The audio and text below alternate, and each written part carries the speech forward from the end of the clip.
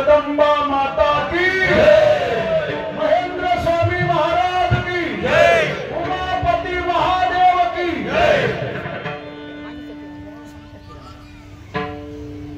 गोकुळीच्या सुखा अंत पार नाही लेखा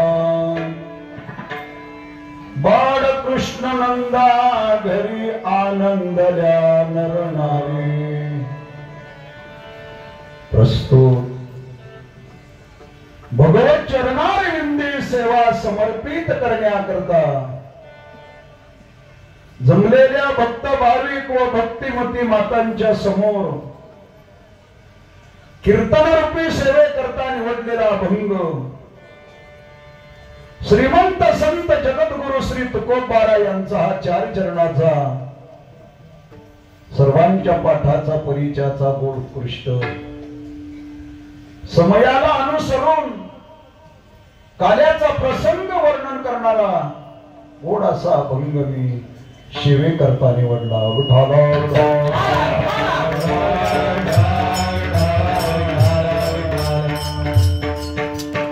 थोरा मोठ्यांच्या पदस्पर्शाने पुनीत आणि पावन झालेल्या पुण्यवान पवित्र अशा या श्री क्षेत्र बाळद बुद्रुक नगरीमध्ये भगवंताच्या कृपेने परमपूज्य आदरणीय आपणा सर्वांचं श्रद्धास्थान असलेले ब्रह्मलीन महेंद्र स्वामी महाराजांच्या कृपा आशीर्वादाने ग्रामस्थ मंडळींच्या बहुमोल सहकार्याने आणि सप्ताह समितीचे सर्व कार्यकर्ते यांच्या अथक प्रयत्नांनी चालत असलेला हा वार्षिक नियमाप्रमाणे स्वामीजींच्या 53व्या पुण्यतिथीच्या निमित्ताने संगीतमय शिव महापुराण अखंड हरिनाम कीर्तन सप्ताह तथा गजर कीर्तनाचा सोहळा आनंदाचा या सोहळ्याचं यंदा हे 17वं वर्ष आहे आणि 17व्या वर्षाच्या आजच्या या शेवटच्या दिवसाची कीर्तनाची सेवा माझ्या वाटेला आली येत आहे. या निमित्ताने आपणा सर्वांची भगवान श्री पांडुरंग परमात्मा महेंद्र स्वामी महाराज आणि तुम्हा सर्व सज्जन श्रोत्यांची सेवा करण्याचा योग दरवर्षी मला येत आहे. तरी माझ्या दैवा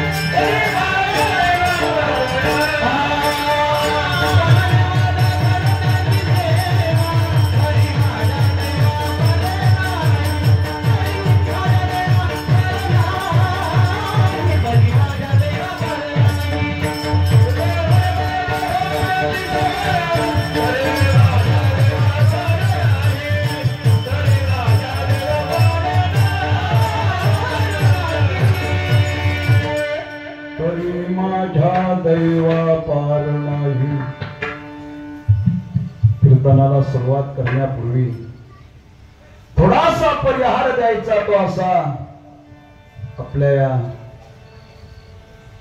बाळद नगरवासियांचं फार मोठं परम भाग्य आहे. दरवर्षी मोठ्या उत्साहामध्ये हा उत्सव या ठिकाणी संपन्न होत आहे आणि आज त्याची सांगता काल्याच्या कीर्तनाने होत आहे. गेली 8 दिवसापासून बाळद नगरीमध्ये आळंदी पंढरीसह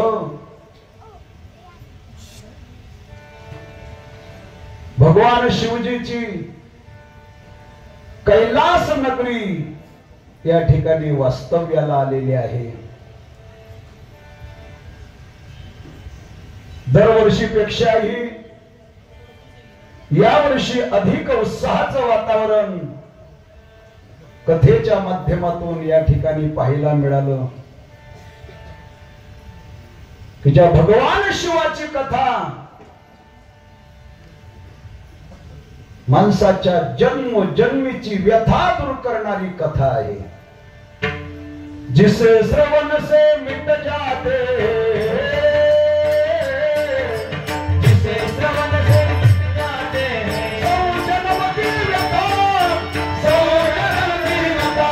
जय शिव पुराण, जय शिव पुराण, जय शिव पुराण, जय शिव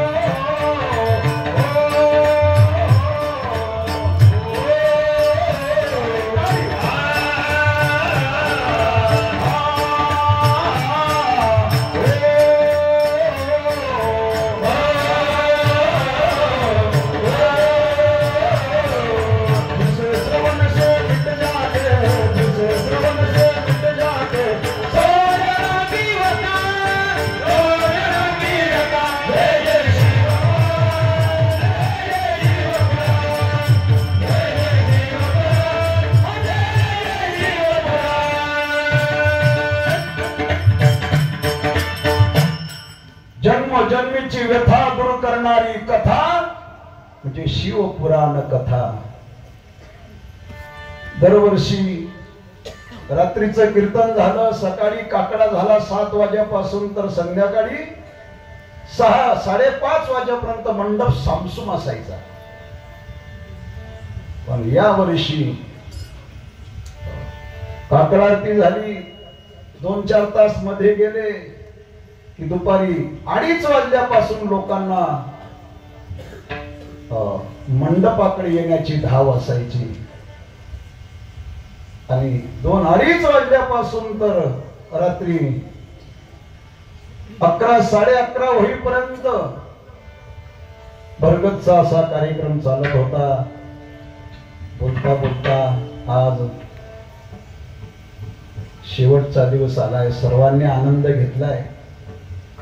कोण जाणे जेवण करेपर्यंत माझा चेहरा टवटवीत होता, पण मंडपामध्ये आलो आणि माझा चेहरा उतरला. जशी एखादी मुलगी माहेर सोडून जात असताना सासरी तिला जसं हुरहुर होत, कोण जाणे तुम्हाला काय वाटत असेल मला माहित नाही, पण मला मात्र तुम्हाला सोडून जात असताना हुरहुर वाटतंय. विठ्ठल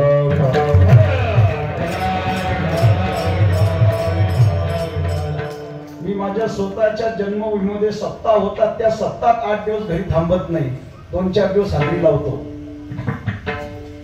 एक तुम्ही तुमचं बाळतगाव, मुंब्राबाद नगरी आणि पाचोऱ्याचा संस्थानवरचा सप्ताह, या 3च ठिकाणी फक्त मी 8 दिवस थांबत असतो. याला एकमेव कारण तुम्हा सर्व ग्रामस्थांचं अतिशय जिव्हाळ्याचं प्रेम आणि कार्यकर्त्यांचं अतिशय खूपच प्रेम आहे. आणि म्हणून प्रेम सूत्र दोरी नेतो तिकडे जातो हरी. सर्वांना मनापासून धन्यवाद देतो.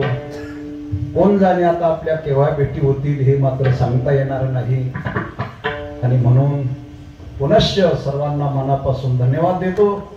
आणि मी जो अभंग सेवेकरता निवडलाय त्या अभंगाकडे जातो. विठ्ठला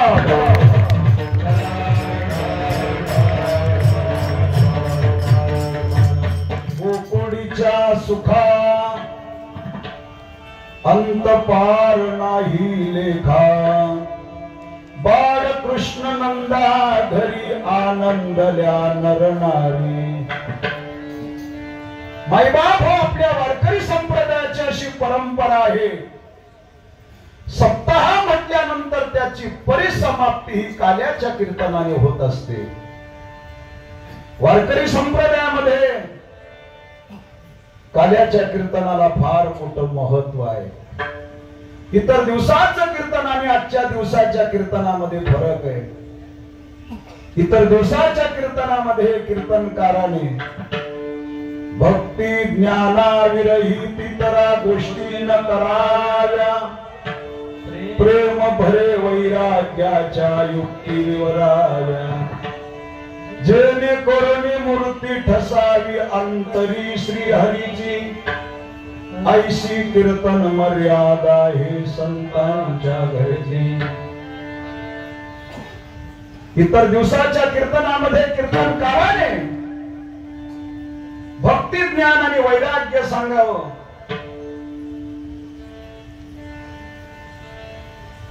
पण आता कीर्तनाचा बाजार होत चाललाय. श्रोत्यांच्या कीर्तनकाराकडनं अपेक्षा वाढल्या. श्रोत्यांना असं वाटतं कीर्तनकाराने कीर्तनातून हसवलं पाहिजे, कीर्तनकाराने कीर्तनातून विनोद केला पाहिजे. जो महाराज जास्त विनोद करेल, जो जास्त हसवेल तो मोठा महाराज. लक्षात ठेवा, कीर्तन हे हसवण्याचं साधन नाहीये. कीर्तन हे करमणुकीचं साधन नाहीये.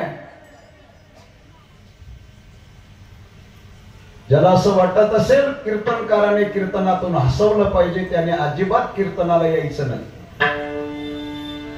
मनोरंजनाचे साधन भरपूर आहे, त्याने तिकडे जावं. अरे कीर्तनकाराकडनं ज्ञानाची अपेक्षा करा, कीर्तनकाराकडनं संत वाङ्मयाची अपेक्षा करा. आणि म्हणून कीर्तनकाराकडनं हसवण्याची अपेक्षा करू नका.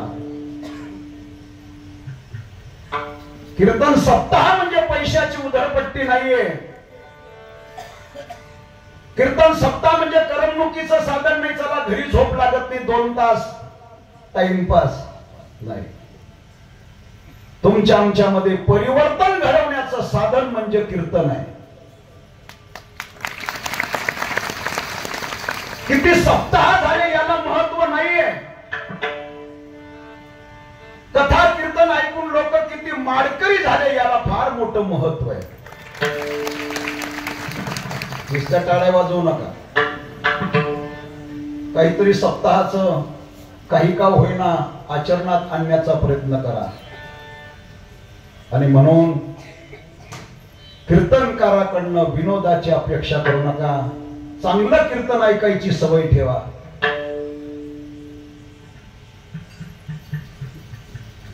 इंदुरीकर महाराजांच्या कीर्तनाच्या दिवशी माणसं एकमेकाच्या अंगावर पडायला करत होते.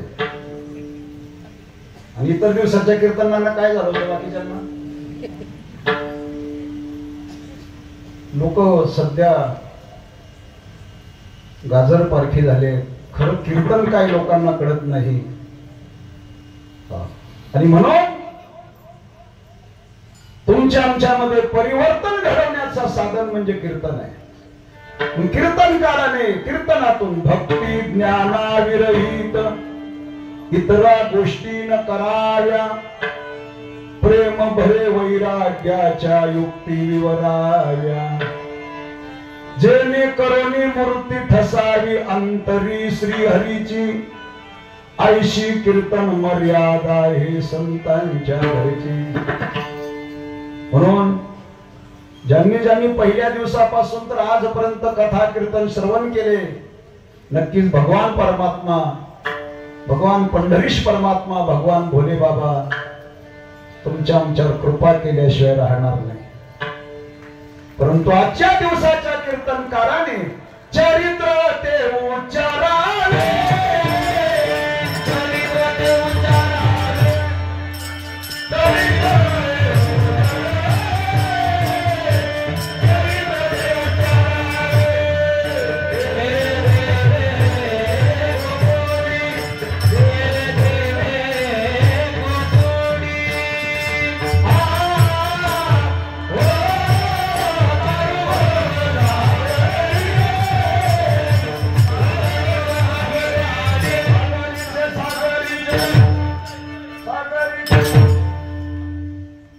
चरित्र ते उच्चारावे केले देवे गोकुळी।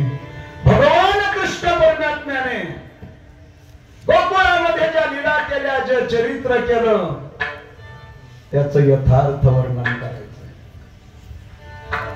केले देवे गोकुळी। लक्षपूर्वक आहे का? महाराज गोकुळातलं चरित्र सांगतायत। गोकुळात त्याने काय केलं? गोकुळात या रे